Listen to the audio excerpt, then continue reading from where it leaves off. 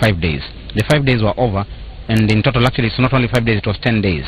We came back to court, and then the court then also again added another 5 days, 7 days in total, to make it 17 days when the accused persons were in custody.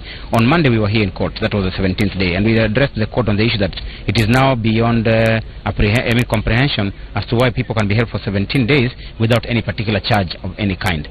So the court also indicated to the prosecution and the police at that particular time that since there was no charge and they were just holding these persons here without any proper charge, then the presumption of innocence and everything else must go out of the window. So today the court made a ruling and said that these people are not being held unlawfully, and the court decided to release them. It is at this particular moment that the officers were in court rushed now to make other charges and rearrest the accused person. So for them it was a surprise that the court had released them, but for us it was not a surprise because it was a legal right. So what they have done now is an hour later they have now presented another charge sheet which they have just typed right now, rearrested the accused persons. As I went out there to get them out, and when we were walking out, the officers confronted us, blocked our way, and took the accused persons, bundled them into Subaru cars, and took them to Mutopa police station, where by now they have brought them as fresh accused persons in a different charge. What do you make of the events of this morning? We can only say that this can be malicious. You see, now it is reached a point where a court has made a decision and decided that these people cannot be held any longer. So what do? They decided now to go and trump up charges. They go and make up charges, which 20 days ago they would have done. Because if they wanted to say that it was money laundering, they had that money. It was an issue of trafficking. They are saying that they had 500 and something grams. They would have done that earlier on. So what is the reason to delay this matter at this particular moment? So it is a matter of police acting like bandits.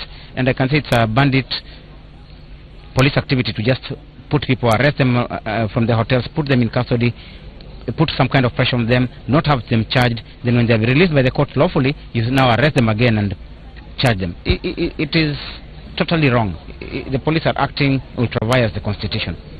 Well, thank you very much, Cliff Umbeta. Cliff Umbeta, they are the defense counsel for the 4 accused persons who were released this morning and rearrested again. They have now been booked at the Mutopa police station, and they will be coming back here to be charged. We are waiting to see how that charge sheet is going to look like. Hussein.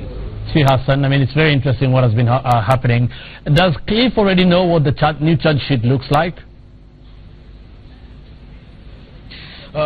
Do you already know what the new charge sheet is going to be looking like? Yes, at the moment we have an indication, and they have also served us with some few documents which we are trying to go through.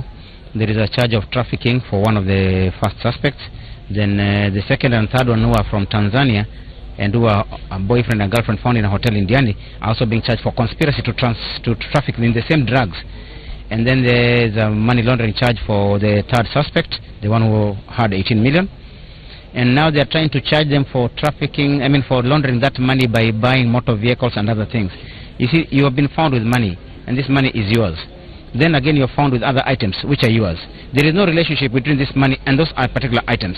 But what are they doing? They are trying to force this case into an angle to say that this money was for the purchase of those things. But here is the money separate. Where if the money had been used for the purpose of buying those items, why is the money still intact?